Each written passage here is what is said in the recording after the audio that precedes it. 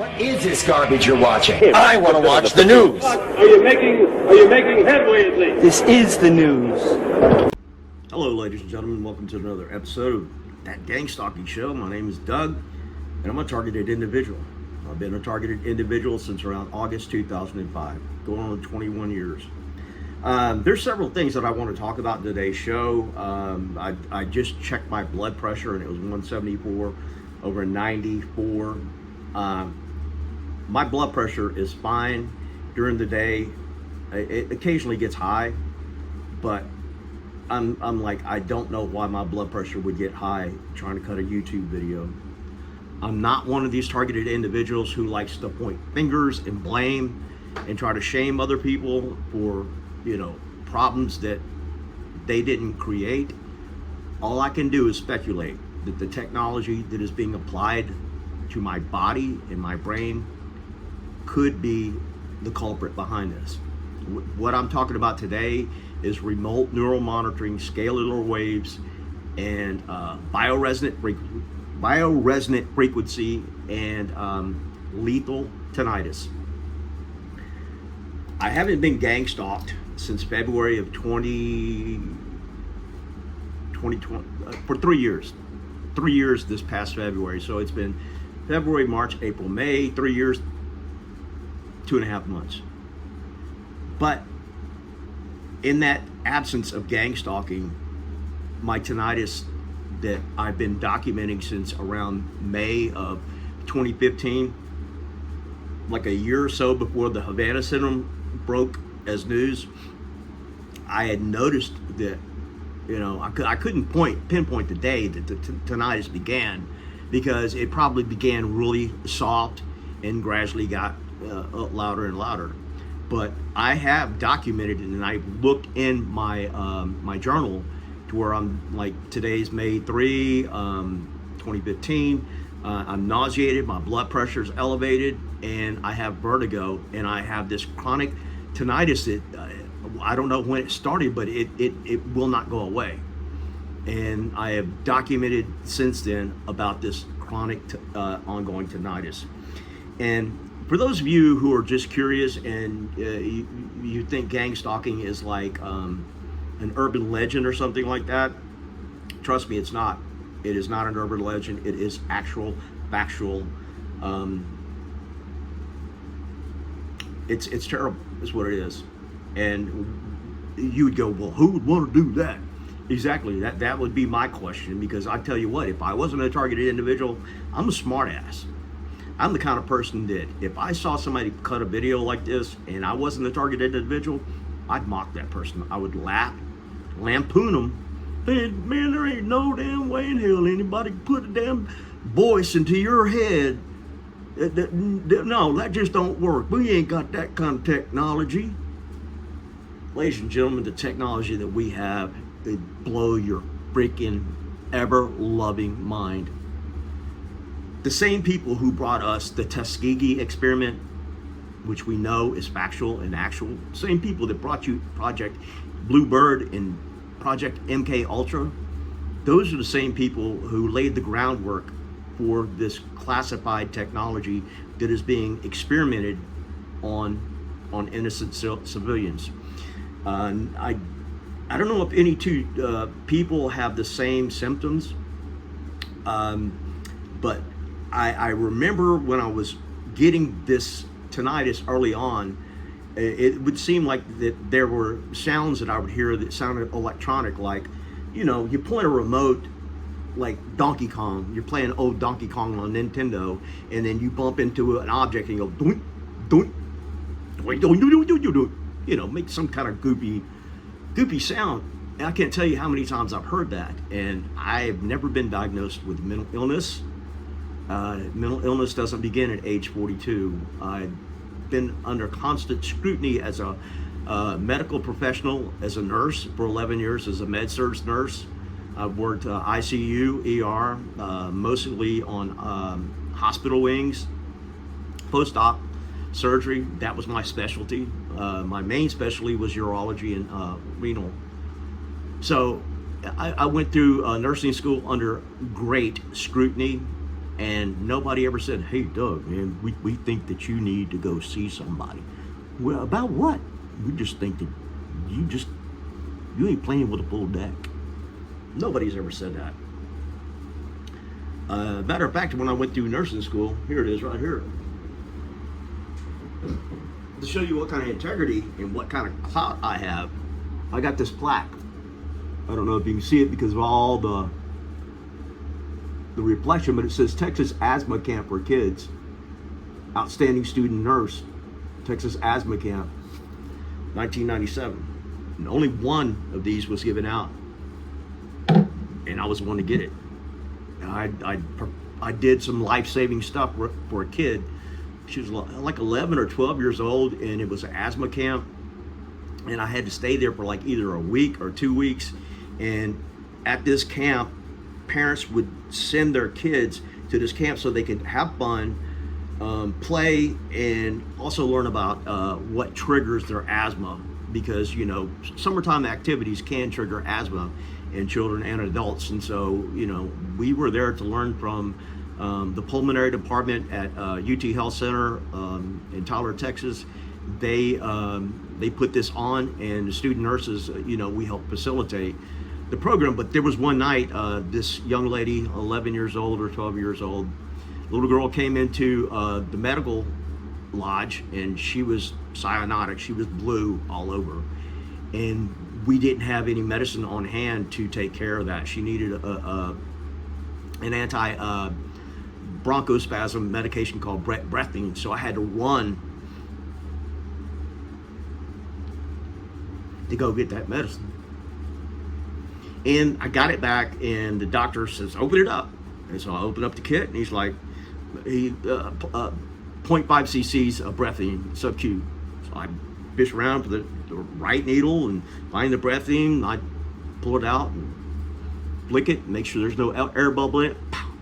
Pop it right into her arm, and like 2-3 minutes later, her SATs go up, and she's not so blue anymore. And yeah, and I lost that career because of gang stalking and nothing else. But really, what I want to talk about, you know, I know a lot of you people don't think that this is real. Some people come and they check it out, and you think, oh, it's an urban legend. It's not. It's not an urban legend. This program has been in place for many, many years. I don't know the name of it, but I know its ancestors are tied into it, like the Tuskegee Experiment, Project Bluebird, Project MK Ultra, things of that nature.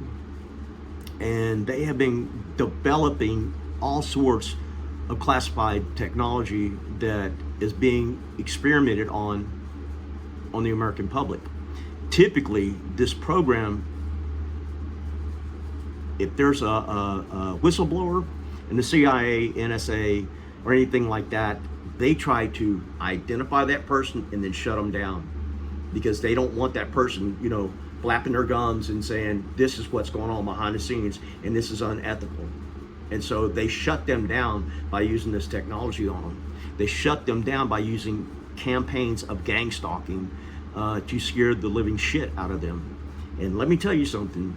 If you've never been gang stalked before, I don't care how bad you are or how bad you think you are, it will scare the living shit out of you. So what this is I believe it's a lethal form of tinnitus, and I don't want to predict my own demise, but why else are they using this technology on me? I have heard voices and people give me commands and telling me to do things years ago, but that wasn't remote neural monitoring. That was a microwave auditory effect using a microwave device called the voice of God or voice to skull. And it's not near sophisticated as what remote neural monitoring is. If you're wondering how it works on your bio-resonant frequency. Within our bodies, our body puts out about 15 watts of electrical energy. And if you didn't know that, that's what keeps you alive. You have sodium, potassium, calcium ions that help facilitate these electronic, activity in your brain and your heart and your muscle system. Your whole body runs off electricity. And so this department has learned how to tap into a person's bioresonant frequency. And if you go, well, what's that? Every single human being has an electrical magnetic frequency. Some people call it an aura. Some people are purported to be able to see an aura, but we do have technology that can tap into that. And once you determine someone's bioresonant frequency, their electromagnetic frequency, you can tap into their brain and you can infer what they're saying to some extent, what they're saying to themselves silently, which is silent speech, or that speech that you use to talk to yourself when you're reading a book.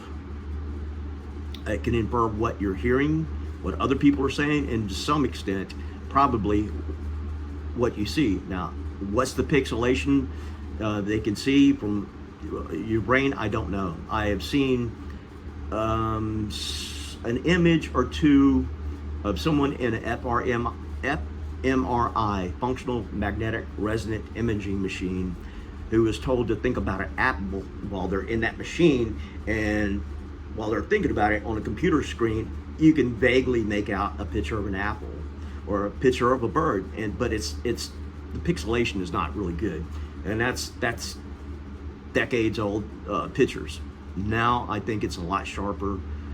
We've got some mind-blowing technology.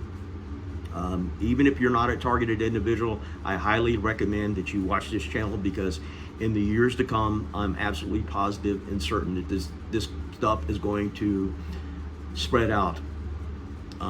This is the deep state doing this. Why are they doing this? I really don't know. To silence dissidents, whistleblowers, people that, want to speak out against injustice with our government, things of that nature. JFK was trying to expose this, and that's why he was assassinated.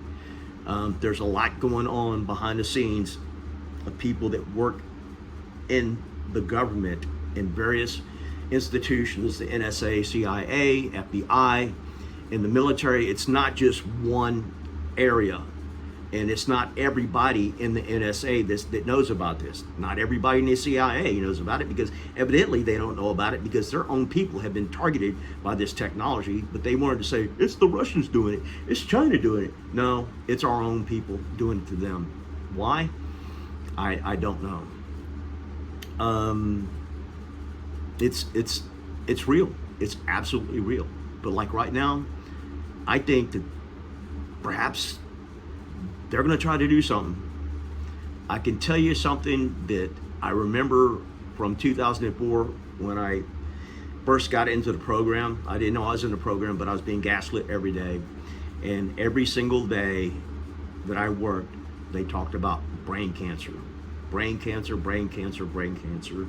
And one of the people that is connected to putting me into this program knew that my father died of brain cancer.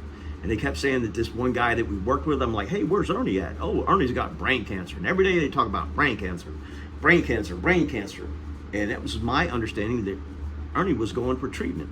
Well, Ernie shows back up to work a month later. He hadn't had his head shaved. He looked fine. He didn't have it. They were sitting there gaslighting me, and I think that trying to set me up to every single day talking about it, to where one day I would come full circle and I would realize that there's technology being applied to my brain, and I wouldn't know it if I did not hear this chronic tinnitus. So what I want to do is I want to get some guests on the show. We can talk about gang stalking all you want, but I'm looking for people who are suffering from the Havana syndrome, whether you're ex-CIA, ex-FBI, ex-diplomat, or whatever. I want to know what's going on with you, and I want to get you on the show. A lot of people who have been hit with this technology, they're now experiencing gang stalking alongside of it. That is the street level harassment, Stasi style tactics, using dark psychology to scare the living shit out of people, combined with electronic harassment using the voice of skull technology, voice of God, where you can actually speak to somebody and put your voice into their brain. And if you're going, oh dude, that's a bunch of bullshit. Well, ladies and gentlemen, let me tell you something. In the first Gulf War, we had this technology. That was like in the early 90s or something like that. I don't remember when the first Gulf War came out, but we were invading Iraq, and we had the technology, and instead of slaughtering all these guys and potentially losing our own soldiers, we used this technology with an Arabic translator who spoke in Arabic through this technology, which everybody could hear on the battlefield, and basically said, this is Allah. Lay down your arms and surrender to the Americans. Do what I say. If you doubt what I'm saying, Google it. Google the first Gulf War voice to skull technology. Actually, somewhere around the year 2000, the United States military was boasting about this technology, and they had a link, a web page somewhere on the Army.military site boasting of this technology, and then they took it down. But somebody was able to get a screenshot of it, and it's now infancy. I can't speak. I can't articulate because my top teeth have been pulled out. But it's on the web now, and just look up voice to skull technology, and you'll see a diagram of it. And if you doubt that this technology is real, it's legit, look up remote neural monitoring. And basically the way that they use this technology on people, the remote neural monitoring, is they obtain your DNA, and I have learned that it's typically obtained by taking your trash. And I know this because I've witnessed 4 times where my trash, not a lamp, not a nightstand, not a chair, but the hefty trash sack with the broken eggs in it, with the coffee grinds, the Q-tips, the snot rags, everything, they would take that and throw it in their car and hook it.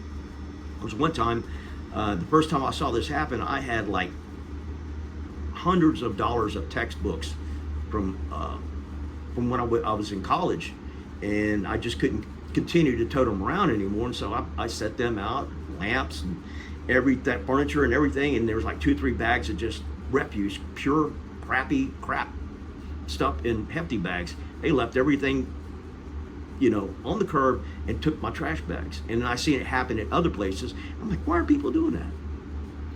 And then I started reading about this remote neural monitoring technology, and that's how they do it.